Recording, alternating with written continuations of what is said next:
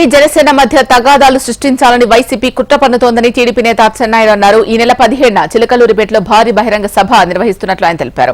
ఉమ్మడి సభ మరో చారిత్రక ఘట్టానికి వేదిక కాబోతోంది అన్నారు. సభలో సూపర్ 6 కు సంబంధించి కీలక ప్రకటన చేయనున్నట్లు ఆయన తెలిపారు.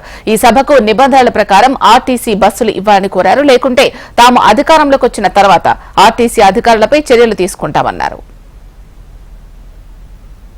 ఆర్టీసీ ఎండీకి చిట్ట చివరిగా హెచ్చరిక చేస్తున్నాను.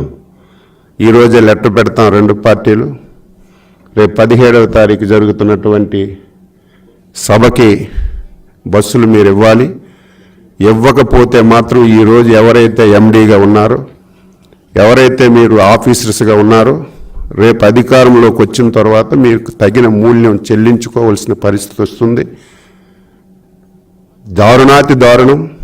ఆంధ్రప్రదేశ్ రాష్ట్రంలో చరిత్రలో ఎప్పుడూ ఇటువంటి సంఘటనలు చూడలేదు.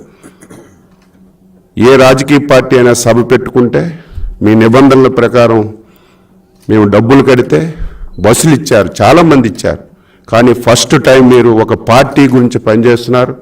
డబ్బులు కట్టకపోయినా విపరీతంగా బస్సులు ఇచ్చి మీరు సహకరిస్తున్నారు. ఇది కూడా నేను హెచ్చరిక చేస్తున్నాను.